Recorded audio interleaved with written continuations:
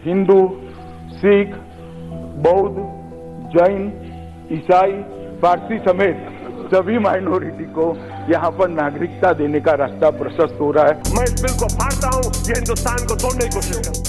India has passed a new law that will make it easier for non-Muslim minorities from neighboring countries to gain Indian citizenship. देश में नागरिकता संशोधन अधिनियम 2019 यानी CA के लिए अधिसूचना जारी कर दी गई है। ऐसे में देश के काफी हिस्सों में बड़े पैमाने पर इसके विरोध की तैयारी चल रही है। राज्य में विपक्षी दलों और क्षेत्रीय संगठनों ने शांतिपूर्वक विरोध प्रदर्शन की घोषणा की है। विरोध प्रदर्शन की आशंका को लेकर विधानसभा और जनता भवन की सुरक्षा बढ़ा दी गई है। इससे पहले गृह मंत्री अमित शाह समेत कई केंद्रीय मंत्रियों ने दावा किया था कि लोकसभा चुनाव से पहले सीएए को लागू किया जाएगा। ऐसे वक्त में दिल्ली के मुख्यमंत्री अरविंद केजरीवाल ने अपनी प्रतिक्रिया जाहिर की है।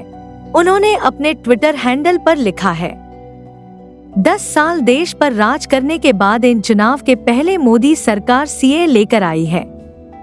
ऐसे वक्त जब गरीब और मध्यम वर्ग महंगाई से कराह रहा है और बेरोजगार युवा रोजगार के लिए दर दर की ठोकरें खा रहा है, उन असली मुद्दों का समाधान करने की बजाय ये लोग सीए लाए हैं।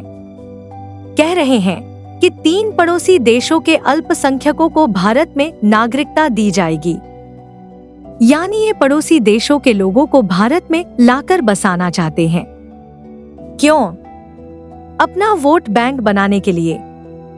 जब हमारे युवाओं के पास रोजगार नहीं है, तो पड़ोसी देशों से आने वाले लोगों को रोजगार कौन देगा? उनके लिए घर कौन बनाएगा? क्या बीजेपी उनको रोजगार देगी? क्या बीजेपी उनके लिए घर बनाएगी? पिछले 10 सालों में 11 लाख से ज्यादा व्यापारी और उद्योगपति इनकी नीतियों और अत्याचारों से तंग आकर देश छोड़कर चले गए। उन्हें वापस लाने की बजाय ये पड़ोसी देश के गरीबों को लाकर भारत में बसाना चाहते हैं। क्यों? सिर्फ अपना वोट बैंक बनाने के लिए? पूरा देश सीएए का विरोध करता है। पहले हमारे बच्चों को नौकरी दो, पहले हमारे लोगों को घर दो, फिर दूसरे देशों के लोगों को हमारे देश में लाना। पूरी दुनिया में हर देश दूसरे देशों के गरीबों को अपने देश में आने से रोकता है, क्योंकि इससे स्थानीय लोगों के रोजगार कम होते हैं। बीजेपी शायद दुनिया की अकेली पार्टी है जो पड़ोसी देशों के गरीबों को अपना वोट बैंक बनाने के लिए ये गंदी राजनीति कर रही है।